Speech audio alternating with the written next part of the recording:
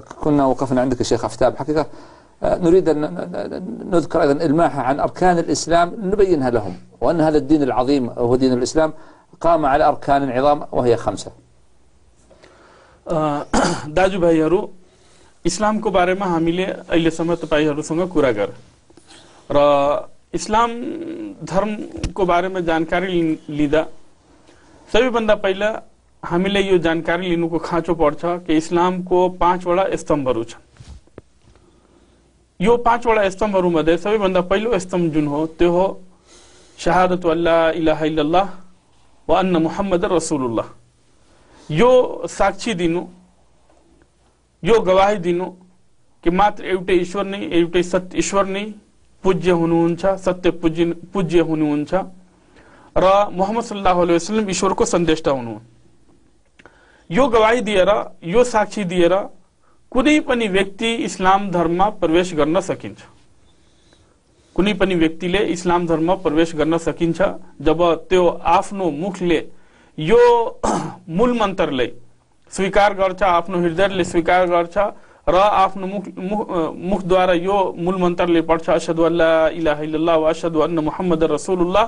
त यो मूल मन्त्र पढेर त्यो व्यक्तिले इस्लाम धर्ममा प्रवेश गर्न सकिन्छ। इस्लाम धर्ममा प्रवेश गरेपछि सबैभन्दा पहिलो कुरा जुन हामीमाथि अनिवार्य हुन्छ त्यो हो दिवा तथा रात्रिमा 5 चोटीको सलाह। यो सलाहको अर्थ हुन्छ ईश्वरको पूजा गर्नु।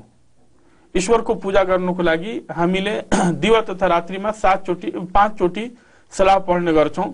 बिहान, फेरि 12 बजेतिर र त्यसरी नै 3 बजे 3:30 बजेतिर र सूर्यास्त पछि र सूर्यास्तको 1.5 घण्टा पछि यो 5 टाइममा हामीले ईश्वरको पूजा गर्ने गर्छौं र यसलाई सलाह भनिन्छ। सलाहको अर्थ के हुन्छ कि यो पूजाद्वारा हामीले आफ्नो ईश्वरलाई खुशी पार्छौं र ईश्वरको पूजा गरेर हामी ईश्वरको नजिक पुग्न सक्छौं। त्यसैले हामीले ईश्वरको पूजा गर्ने गर्छौं र हामीमाथि दिवा तथा रात्रिमा 5 चोटीको सलाह अनिवार्य हुन्छ। त्यसपछि तेस्रो कुरा जुन हामीमाथि अनिवार्य हुन्छ त्यो हो दान दिनु, जकात, जसलाई जकात भनिन्छ।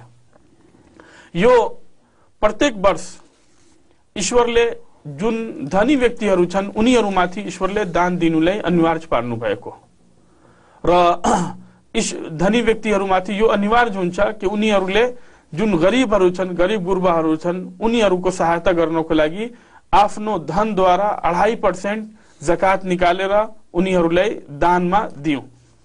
त्यसलागि अल्लाह तबारक व तआलाले जुन पनि धनी व्यक्तिहरू छन् र जिनीहरूको वार्षिक बचत 85 ग्राम सुन भन्दा बढी हुन्छ भने तिनीहरूमाथि प्रत्येक वर्ष आफ्नो धनमा जकात निकाल्नु र दान दिनु अनिवार्य हुन्छ।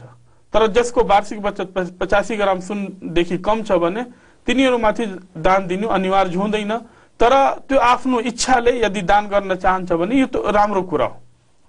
र चौथो कुरा के हो भने कि जुन रमजानको महिना हुन्छ, अरबीको महिना को अनुसार 9वां महिना जुन हो रमजानको महिना, यो रमजानको महिनामा ईश्वरलाई खुशी पार्नको लागि व्रत बस्नु पर्छ।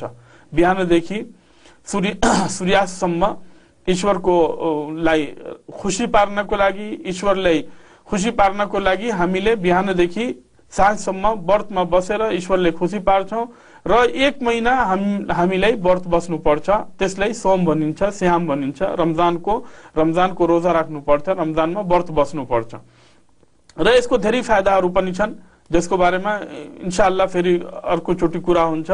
र अन्तिम कुरा के छ भने जुन 5वें स्तम्भ हो त्यो हो हज। र अहिले हामी हज गरेर आए।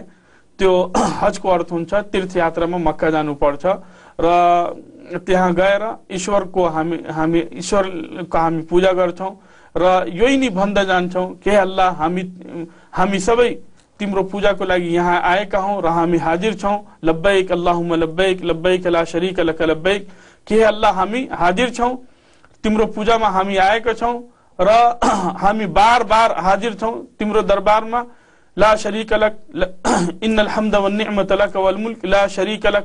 र तपाईको लागि नै सम्पूर्ण किसिमको प्रशंसा हो र जुन पनि यो संसारमा जुन पनि कुराहरू छ यो सबै ईश्वरद्वारा नै हो। त्यो सबैलाई हामी स्वीकार गर्दै त्यहाँ हजको लागि हामी जान्छौँ र ईश्वरको पूजा गर्छौँ र यो तीर्थयात्रामा हामीले धेरैभन्दा धेरै ईश्वरका पूजा गरेर त्यहाँ सबै मानिसहरू त्यो चाहिने जुन देशको पनि किन नहुन् र जति पनि धनी र गरिब किन नहुन् एउटै पोशाकमा हुन्छन्, एउटै लुगा कपडामा हुन्छन् र सबैले सेतो लुगा लगाएर ईश्वरको पूजा गरिरहेका हुन्छन्।